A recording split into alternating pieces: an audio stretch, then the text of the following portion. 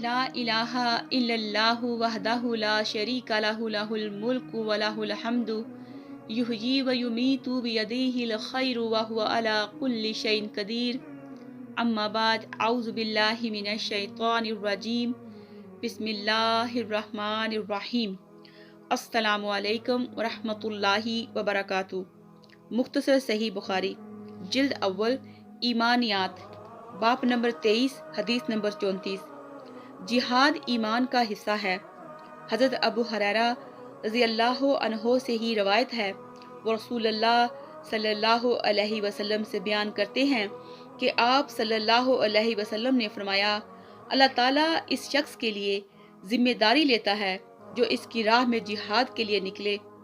इसे घर से सिर्फ इस बात ने निकाला कि वो मुझ अल्लाह पर ईमान रखता है और मेरे रसूलों की तस्दीक करता है, तो मैं इसे इस सवाब या माले गनीमत के साथ वापस करूंगा जो इसने जहाद में पाया है, या इसे शहीद बनाकर जन्नत में दाखिल करूंगा।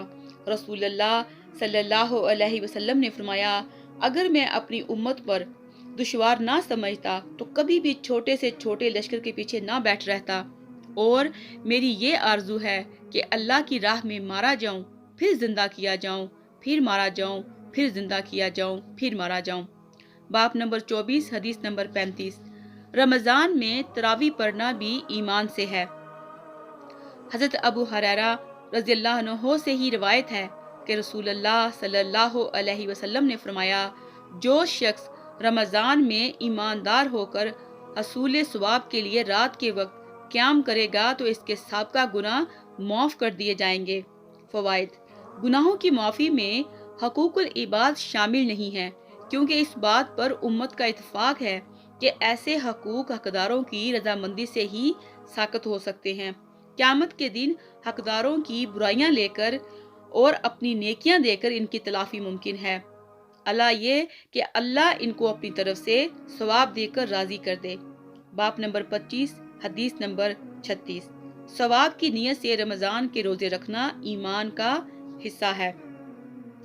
हज़रत अबू हुरैरा रज़ियल्लाहु अन्हु से ही रवायत है, उन्होंने कहा कि रसूलुल्लाह सल्लल्लाहु अलैहि वसल्लम ने फरमाया, जो शख्स अपने ईमान के पेश नज़र हसूल सवाब के लिए माह रमज़ान के रोज़े रखेगा, इसके तमाम गुज़श्ता गुनाह बख्श दिए जाएंगे। बाप नंबर 26 हदीस नंबर 37। दीन आसान है। हज़रत अबू हुरैरा रज़ियल्लाहु अन्हु से ही रवायत है कि रसूलुल्लाह सल्लल्लाहु अलैहि वसल्लम ने फरमाया, बेशक दीन इस्लाम बहुत आसान है, और जो शख्स दीन में सख्ती करेगा तो दीन इस पर गालिब आ जाएगा। इसलिए मियाना रवि इख्तियार करो और इत्तेदाल के साथ करीब रहो और खुश हो जाओ कि तुम्हें ऐसा आसान दीन मिला है। सुबह दोपहर के बाद और कुछ रात में इबादत करने से मदद हासिल करो।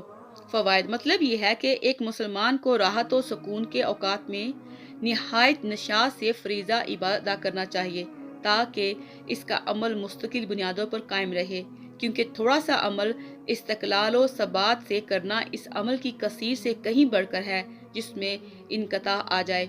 बाप नंबर 27 हदीस नंबर 37। नमाज भी ईमान का जुज़ है।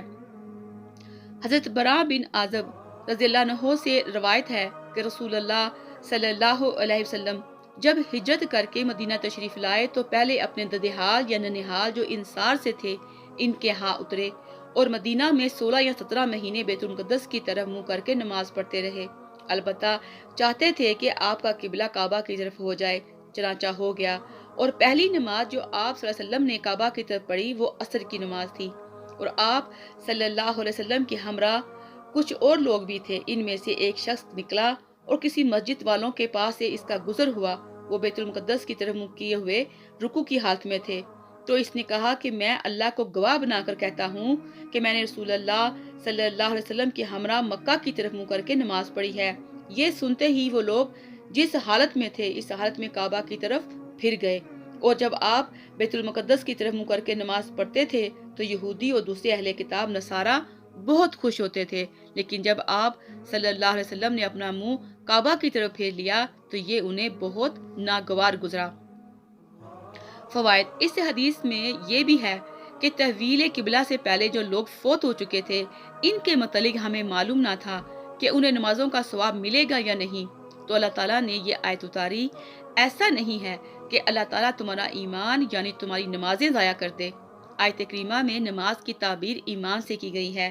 معلوم ہوا کہ نماز جو ایک عمل ہے یہ ایمان کا حصہ ہے اور اس میں کمی و بیشی ممکن ہے۔ باب نمبر 28، حدیث نمبر 39، آدمی کے اسلام کی خوبی۔ حضرت ابو سعید خدری رضی اللہ عنہ سے روایت ہے کہ انہوں نے رسول اللہ صلی اللہ علیہ وسلم سے سنا، آپ صلی اللہ علیہ وسلم فرما رہے تھے کہ جب کوئی بندہ مسلمان ہو جاتا ہے اور اسلام پر اچھی طرح عمل پیرا رہتا ہے تو اللہ تعالیٰ اس کے تمام گناہ معاف کر دیتا ہے جن کا اس نے قبل از اسلام ارتکاب کیا تھا، اور اس کے بعد پھر معاوضہ شروع ہوتا ہے کہ ایک نیکی کا بدلہ اس کے 10 گنے سے 700 گنے تک، اور برائی کا بدلہ تو برائی کے موافق ہی دیا جاتا ہے مگر یہ کہ اللہ تعالیٰ اسے درگزر فرمائے۔ فوائد: دار قطنی کی ایک روایت میں یہ بھی ہے کہ اللہ تعالیٰ اس کی ہر نیکی کو شمار کرے گا جو اس نے اسلام سے پہلے کی تھی۔ معلوم ہوا کہ کافر مسلمان ہو جائے تو زمانہ کفر کی نیکیوں کا بھی اسے ثواب ملے گا۔ باب نمبر 29، حدیث نمبر 40، اللہ تعالیٰ کو وہ عمل بہت پسند ہے جو ہمیشہ کیا جائے۔ حضرت عائشہ رضی اللہ عنہا سے روایت ہے کہ رسول اللہ صلی اللہ علیہ وسلم ایک مرتبہ ان کے پاس تشریف لائے، وہاں ایک عورت بیٹھی تھی۔ آپ صلی اللہ علیہ وسلم نے پوچھا، یہ کون ہے؟ حضرت عائشہ رضی اللہ عنہا نے کہا کہ یہ فلاں عورت ہے، اور اس کی کثرت نماز کا حال بیان کرنے لگی۔ آپ صلی اللہ علیہ وسلم نے فرمایا، رک جا، تم اپنے ذمے صرف وہی کام رکھو جو ہمیشہ کر سکتے ہو، اللہ کی قسم اللہ تعالیٰ ثواب دینے سے نہیں اکتاتا، تم ہی عبادت کرنے سے تھک جاؤ گے، اور اللہ تعالیٰ کو سب سے زیادہ محبوب اطاعت کا وہ کام ہے جس کے کرنے والا اس پر ہمیشگی کرے۔ فوائد: میانہ روی کے ساتھ نیک عمل پر دوام رہنا چاہیے۔ نیز یہ بھی معلوم ہوا کہ عبادت کرتے وقت بہت سختی اٹھانا ایک مکروہ عمل ہے۔ ایمان کی کمی بیشی۔ حدیث نمبر 41، حضرت انس رضی اللہ عنہ سے روایت ہے، وہ رسول اللہ صلی اللہ علیہ وسلم سے بیان کرتے ہیں کہ آپ صلی اللہ علیہ وسلم نے فرمایا، جس نے لا الہ الا اللہ کہا اور اس کے دل میں ایک جو کے برابر نیکی یعنی ایمان ہو، وہ دوزخ سے ضرور نکلے گا، اور جس نے لا الہ الا اللہ کہا اور اس کے دل میں گندم کے دانے کے برابر بھلائی ایمان ہو، وہ دوزخ سے ضرور نکلے گا، اور جس نے لا الہ الا اللہ کہا اور اس کے دل میں ایک ذرہ برابر نیکی ایمان ہو، وہ بھی دوزخ سے ضرور نکلے گا۔ فوائد: سورج کی شعاع میں سوئی کی نوک کے برابر بے شمار ذرات اڑتے نظر آتے ہیں۔ 4 ذرے ایک رائی کے دانے کے برابر ہوتے ہیں اور 100 ذرات ایک جو کے دانے کے برابر ہوتے ہیں۔ حدیث کا یہ اسلوب ایمان کی کمی بیشی پر دلالت کرتا ہے، اور یہ بھی معلوم ہوا کہ بعض بدعمل موحدین جہنم میں داخل ہوں گے۔ نیز اس بات کا بھی پتہ چلا کہ کبیرہ گناہ کا مرتکب کافر نہیں ہوتا اور نہ ہی وہ ہمیشہ کے لیے جہنم میں رہے گا۔ السلام علیکم ورحمۃ اللہ وبرکاتہ۔